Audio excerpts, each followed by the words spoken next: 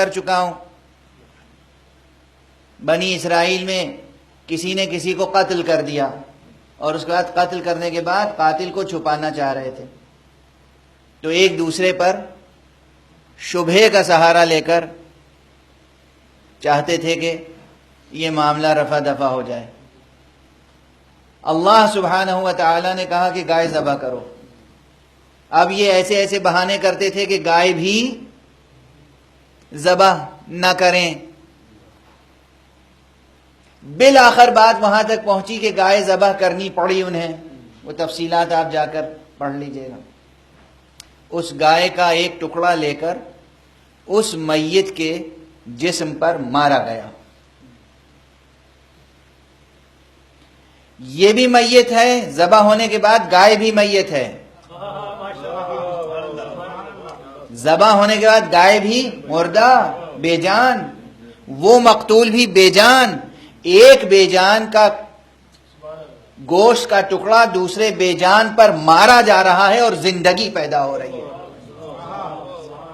یعنی وہ زندہ ہو گیا، زندہ ہو کے اس نے کہا فلاں ہے میرا قاتل۔ یہ معمولی واقعہ ہے؟ علم الہی اور قدرت الہیہ کے اظہار کے لیے یہ معمولی واقعہ نہیں ہے، اس لیے اس واقعے کی اپنی جگہ اہمیت ہے۔ یہ میں نے ایک نقطے کی طرف اشارہ کیا۔ جس زمانے میں امیر المومنین علی ابن ابی طالب علیہ السلام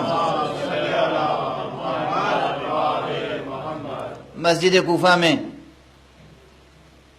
کوفے میں مقیم تھے، اور دار السلطنت آپ کا دار الخلافہ کوفہ تھا، اس زمانے میں کچھ لوگ آئے بڑی تعداد میں، اور اس میں ایک شخص تھا اور ایک میت لے کر آئے، ایک جوان کی میت، اور اس جوان کی میت لا کے آقا کے حضور میں پیش کی گئی کہ اسے کسی نے قتل کر دیا ہے اور پتہ نہیں چل رہا ہے کہ قاتل کون ہے، اور اگر معلوم نہیں ہوا کہ قاتل کون ہے تو پھر ایک کے بدلے نہ جانے کتنے خون ہو جائیں گے، اور میں بہت دور سے آیا ہوں اور میں یہ جانتا ہوں کہ آپ خلیفہ رسول اللہ اور خلیفۃ اللہ ہیں،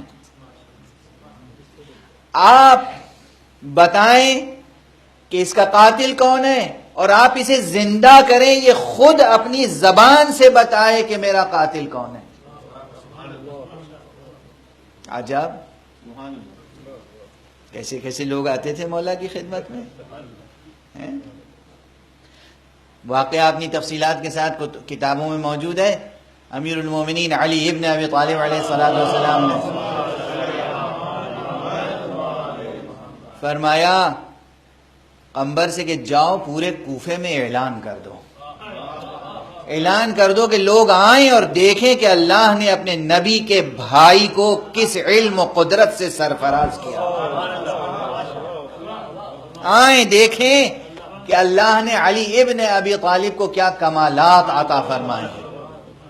اس کے بعد آپ باہر مسجد سے تشریف لائے، جس ناقے پہ وہ میت تھی اسے اتروایا، سامنے رکھا، اور اس کے بعد پہلے تو خود فرمایا کہ دیکھو اس کا قاتل فلاں ہے، تفصیلات موجود ہیں، اس کا قاتل خود اس کا چچا ہے، اس کے اسباب تھے۔ اب باپ نے کہا کہ آقا آپ نے فرما دیا، آپ کے کہنے پہ ہمیں یقین ہے، مگر وہاں جا کر ہم کیا کہیں گے؟ یہ چند لوگ جو ساتھ میں آئے ہیں یہ چاہتے ہیں کہ یہ اپنی زبان سے گواہی دے۔ اس وقت امیر المومنین علی ابن ابی طالب علیہ السلام نے یہی فرمایا ہے کہ علی ابن ابی طالب اس گائے سے کہیں زیادہ فضیلت رکھتا ہے، اور یہ کہہ کر آپ نے اپنے قدموں سے ایک ٹھوکر ماری، کہا اٹھ اذن الہی کے ساتھ، علی ابن ابی طالب تجھے حکم دے رہا ہے، اٹھ اور اٹھ کر گواہی دے کہ تیرا قاتل کون ہے۔ امیر المومنین علیہ السلام کے اس امر سے وہ اٹھا اور اس نے گواہی دی اور فرمایا یہ ارادہ حق ہے جو لسان علی سے ظاہر ہوتا ہے، یہ صفات حق ہیں، بے شک صفات حق ہیں۔ اس سے یہ ثبوت فراہم نہیں ہوتا کہ علی اللہ ہیں، ہرگز نہیں، علی اللہ نہیں ہے، علی اللہ کے بندے ہیں۔ علی وہ ہیں جو اللہ کو سجدہ کرتے ہیں، علی وہ ہیں جو اللہ کے آگے رکوع میں جھکتے ہیں، علی وہ ہیں جو اپنی داڑھی پکڑ کر رات میں بلک بلک کے اللہ کے سامنے روتے ہیں، علی وہ ہیں جو اللہ سے مناجات کرتے ہیں، علی وہ ہیں جو اللہ سے مانگتے ہیں اور پھر ہم کو دیتے ہیں۔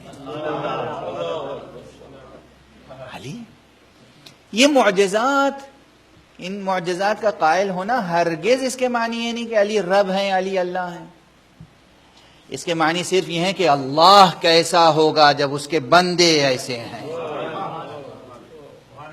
اگر علی اس ایک جوان کو زندہ کر سکتے ہیں تو ہرگز ہرگز شک نہ کرنا کہ اللہ سبحانہ و تعالی اس پوری کائنات کو نیست و نابود ہو جانے کے بعد دوبارہ حشر کے روز سب کو زندگی عطا کر سکتا ہے۔ یہ دلیل، برہان یہ، دلیل یہ۔ بہرحال